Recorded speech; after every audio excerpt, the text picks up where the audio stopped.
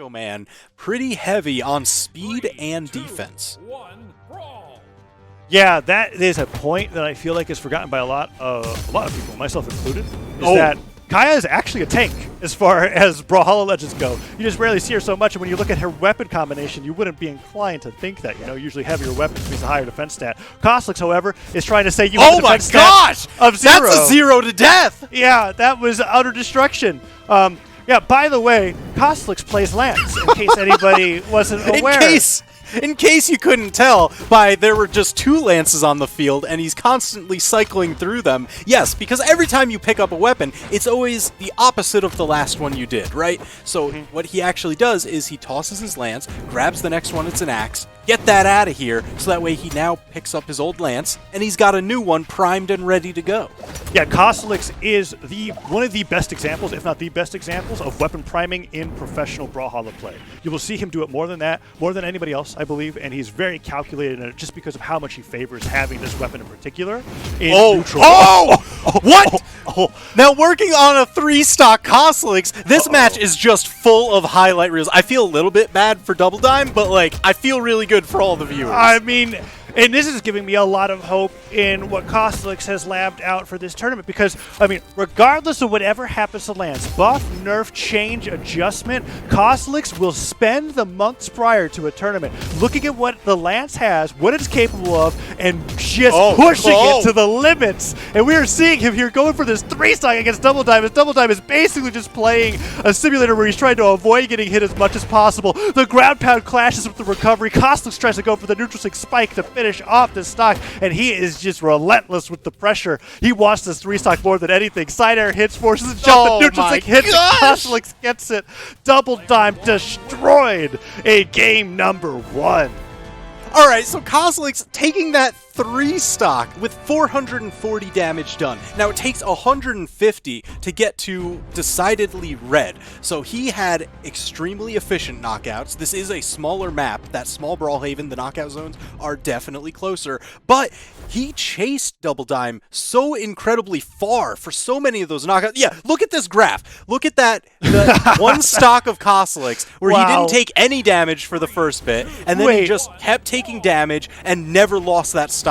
The damage didn't even start until well way through the second stock. That graph was all red for a while. So Doubledime looks at that game and he goes, yeah, okay, it's time to fight Lance with Lance. We're seeing him switch over to the Orion here. He starts with the spear, but he does have the Lance in his back pocket. Let's see if he's even able to get to it, as Cosolix, now in Mammoth Fortress, is continuing to fight with the Macho Man.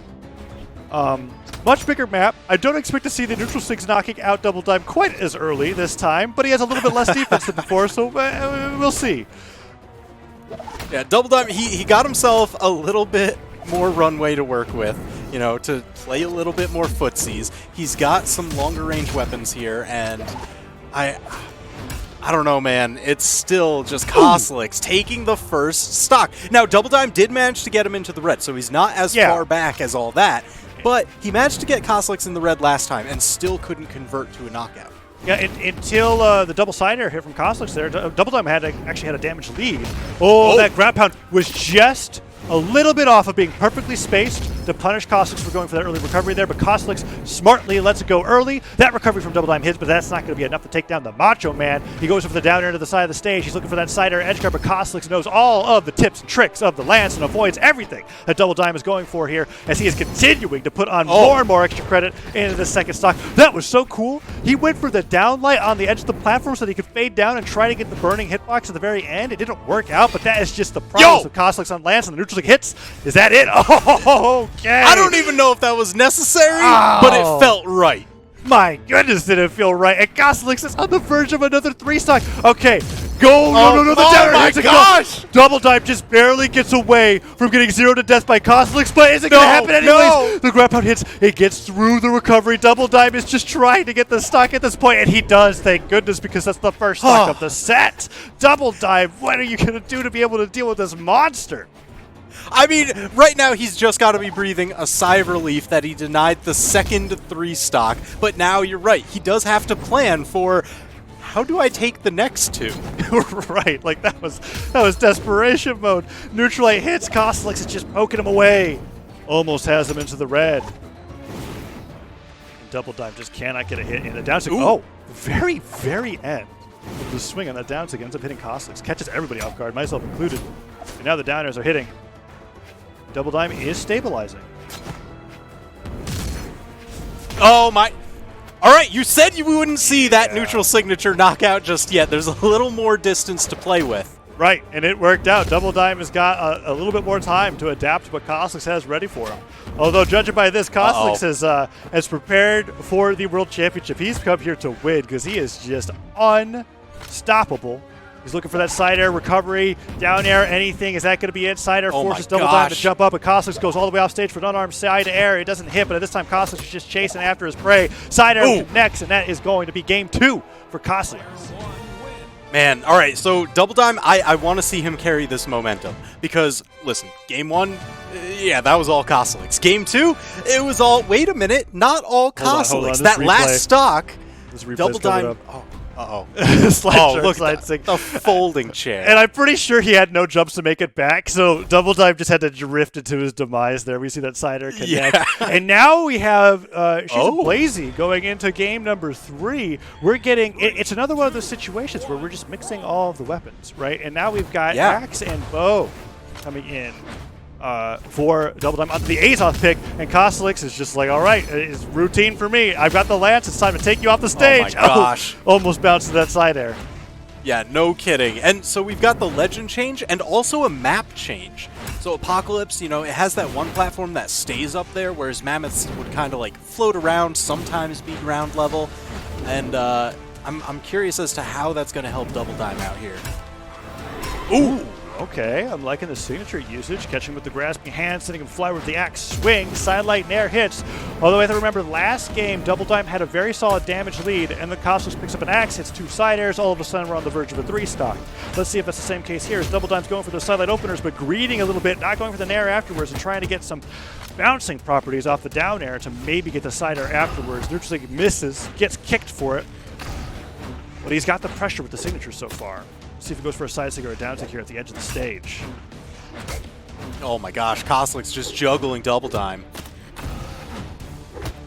For the sidelight down stick. Side air hits, Cosolix dodges early, and that recovery puts him up above the ledge instead of against it, in prime position for Doubledime to fall to the left, hit him with the side air, and take the lead for the first time this set. Yeah, definitely carrying the momentum from last game because he had quite a comeback working for him. And I'm glad he was able to carry that out. Cosolix does tie up the stocks in short order, but, it's at least Doubledime staying ahead of the game. Ooh, let's see how long he can do that. There's one thing that's trademark for Cosolix as well, is that game can be completely even. He gets one dodge read in the lance, and all of a sudden you're just watching yourself going for a ride to the blast zone. We'll see if that happens here in game number 3. Cosolix on the lance, and he's looking for those starters, not putting too much damage on the Doubledime because he still wants them low enough for these moves to connect. And we saw going up there just a little too low on the side air that could have spelled Doubledime's doom. Nice man, Dime just dodging that ground pound. Lance ground pound, it hits like a truck. Cosolix gets a nair. Can't get anything else off of that. And Doubledime using the platform go for a slide charge side stick, and Cosolix punishes him very hard for it. Doubledime, however, fighting back unarmed, gets hit for a side air for to Cosolix. What? That was so cool. So, okay, that is a highlight and a half. Both lance recoveries hit into the falling lance weapon throw, so the knockback wasn't substantial, but the damage was, which is why that lance sider off the left side had so much knockback, and now Cosolix is just destroying Doubledime off the top of the stage. Yeah, I mean, he has just absolutely taken control here, in stylish fashion, too.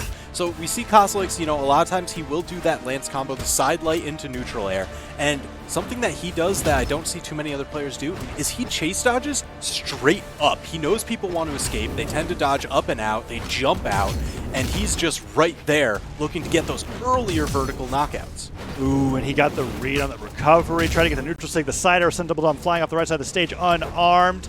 Cosolix went for a heavy haymaker read there, trying to end the stock there, and then Doubledime with a bow neutral air could take him off the top, but Cosolix dashes back, neutralites, weapon throws, forces him up.